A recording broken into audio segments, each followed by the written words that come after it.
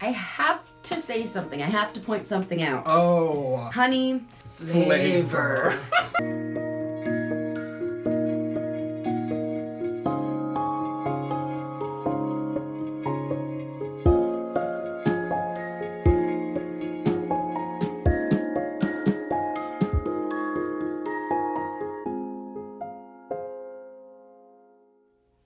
Start your day with silly and safe.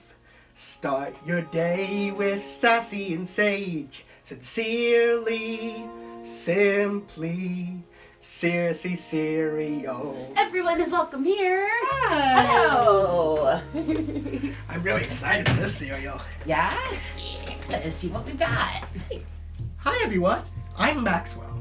And I'm Brienne, one of Maxwell's moms. Welcome to Seriously Cereal. Episode 316.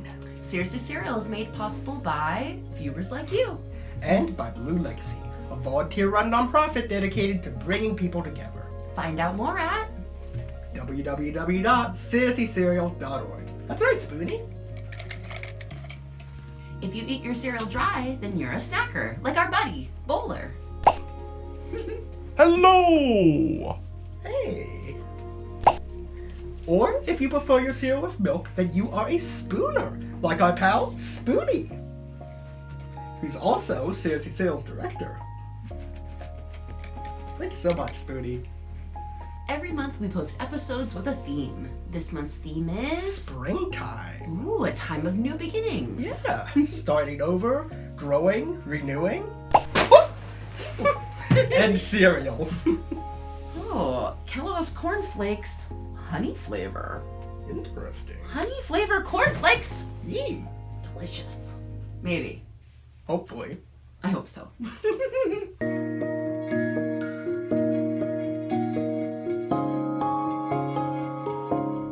All right.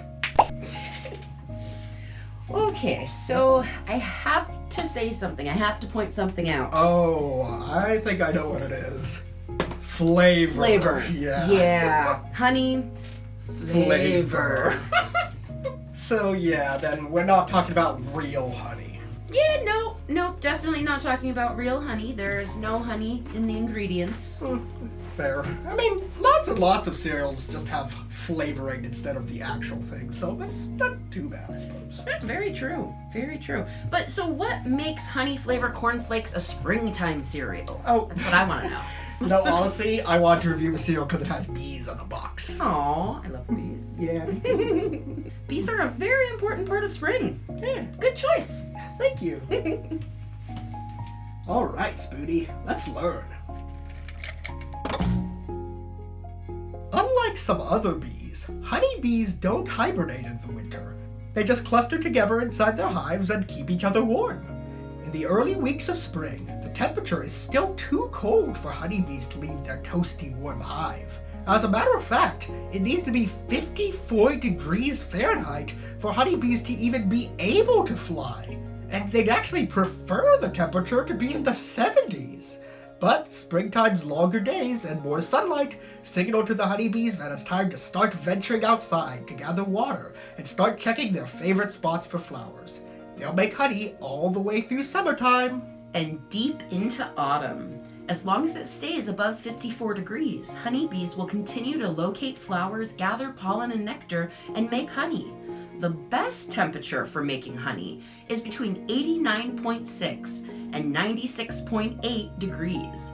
So that's definitely summer weather. But even when the temperature isn't the best, the bees continue to work hard because they're not just making honey for people.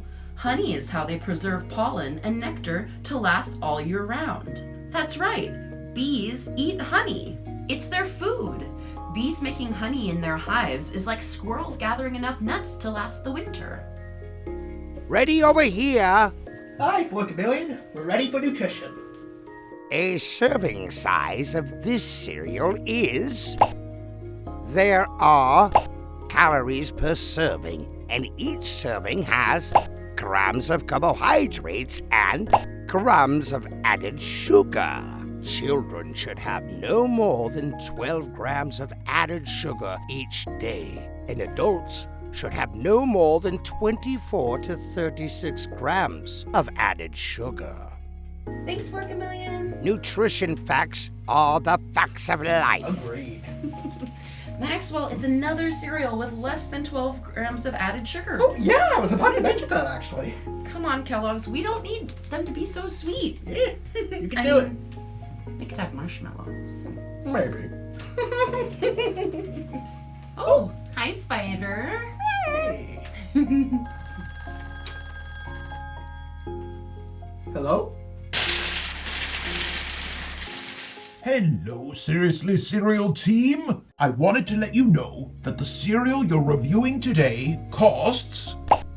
And there are servings in the box. Let's figure out how much each serving costs. Divide the price of the cereal by the number of servings. Voila! Math is awesome. Awesome. Thank you so much, Bowler. And thank you too, Spider. That's a great price for such a big box. Yeah, agreed. 13 servings? That's nice. Hey there, guys! Hi, Jax. Let's dance, walk, and slide! Time to move! All right.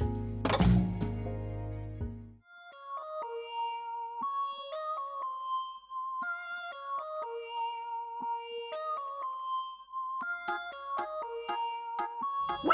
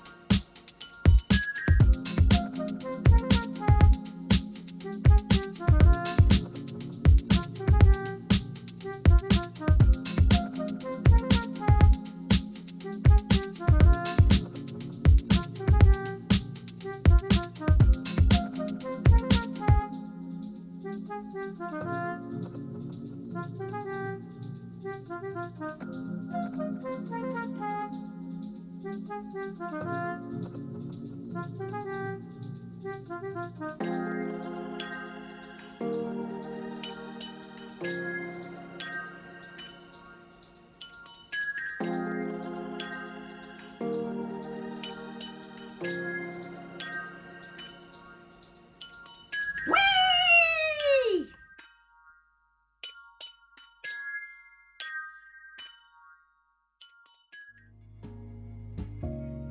Whew. Good work. Whew. Okay. Wow. Well, I'm ready to be eating now. Oh, buzz, I agree. Love bees.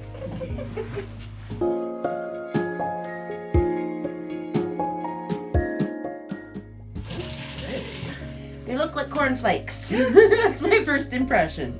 Ooh, but they have a very nice honey scent. Oh, they in do, them actually. Right out of the box. Hmm. It's a little harder to smell for me now that we've poured the milk, but like before we poured the milk, it actually it was a very nice sweet scent. Wow, I can still smell it, definitely. Oh yeah, there it is. Yeah, it's like a nice sweet corn scent. It's good. Now, I will say right off the bat, they're not super sweet. They're not like a Frosted Flake, where the whole thing is just covered in, like little like powdered sugar, however they do it. I can see like a little bit of a shiny glaze on it, but it's not like it's not coating the entire cornflake, which is actually nice to have like a little bit of a sweetness without it being like ultra super sweet or a dessert cereal. Yeah. Okay, actually, this is really good. This is like exactly what I usually want from Corn Flakes. Like, as I'm sure I've gone over before, when it comes to like corn checks, Corn Flakes, Rice Krispies, I usually add a little bit of just no-calorie sweetener on top, just like one little packet, and then put in milk. I know, I've said that so many times, I'll say it. But this could be someone's first episode. You don't know. Yeah, true, you know? True. So it's okay. No, I'm sorry, you guys. I'm sorry. I'm a broken record. But at the same time, though, this is pretty much the exact level of sweetness I want. Like, Frosted Flakes is always a little too sweet, right? It's very sweet. But like, well, I mean, it's good, but like, it's No, but definitely it's very sweet. Yeah, it's a sweet cereal. This though, it's just that it's what I want. It's like that slight bit of sweetness, but still overall just like a basic like corn flavor. It's actually really good, and that it does have a slight honey taste to it as well. Mm-hmm. It's very subtle, and it's almost like the milk almost actually like drowns it out, but like it's still like just a little bit there. That's like just enough. It's honestly really good, and it is like distinctly honey too, which I'm surprised at. I think Like, because it's not so sweet. yeah, and it's not real honey either. That too, yeah. I'm honestly very impressed. Yeah, it's nice because I find that regular cornflakes are like super, super bland and plain. I'm not a huge fan. I think they get soggy super fast, and because there's no, in my opinion, flavor there, I'm like, I don't see what the point of this food is. But this is like fantastic. Yeah. And it has that little bit of sweetness that I want and a little bit of extra flavor. And it's funny you mentioned Corn Flakes getting soggy fast, because personally, I think that Frosted Flakes get soggy twice as fast. Really? Yeah. Like I'll often say it's like trying to eat like leaf cereal, which is like fishing it out of the milk. But like Corn Flakes, they hold up a little longer, so that's why I always again so prefer a little interesting. sweetener on top as opposed to Frosted Flakes. But like I would think it would be the opposite with like the glaze kind of Yeah, like, I know. preserving the Yeah. cereal structure I think Frosted inside. Flakes are also slightly smaller in general, just from my experiences. But like, really though, this being a sweet, like kind of glazed, like you said, Corn Flake, I think this is honestly perfect. I might actually get this over Frosted Flakes. This is great. Yeah, I am very, very delighted. I would give this definitely a 5 spoons out of 5. Yeah, honestly, same. It's really good. I was a little nervous because when we've gotten Frosted Flakes that have been flavored in the past, they have not been very good. Yeah, it's true. The flavors are always a little too strong and a little weird. Yeah. And so I was really glad that these were not honey Frosted Flakes. They were honey Corn Flakes. And it is Which Kellogg seems to make a difference. that does like the basic Frosted Flakes. Most people Yeah, I have their think own so. Frosted Flakes, but they don't tend Yeah. to do flavors for those. Yeah, not like the But it's true, like the cinnamon Frosted Flakes, the banana Frosted Flakes, they weren't all that great, but like They were weird. Yeah. I didn't like them. I guess just Corn Flakes flavored was better. I mean, Yeah. I'm honestly surprised. Yeah, this was very good. They actually do hold up decently in milk. Like, it's been almost 5 minutes, and they still have a little bit of a crunch to them. Like, Frosted Flakes by now will kind of be, like, falling apart. I do really like Corn Flakes, honestly. They're a good spoon of cereal, so yeah. 5? Yeah. Okay.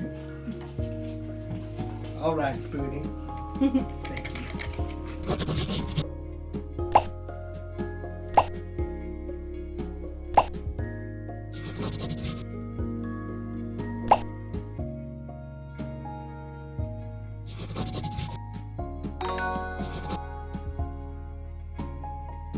Ready to hear a story? Yes! Today is our penultimate day. True. Penultimate means right before the end. Yeah, just 2 more days of reading the best thing until we finished it. Well, what are we waiting for? Ta-da! Yay! By the magic of our cereal horns, we call our friend the Book-a-corn! Hi kiddos! Bookworm and I are back reading The Best Thing by Jennifer DeMarco. Today is our 4th day in the story. Don't worry, if you've missed any of the other days, you can go back to the previous episodes and catch up. Alright, shall we start, Bookworm? He marked our place for us. I'm a great bookmark.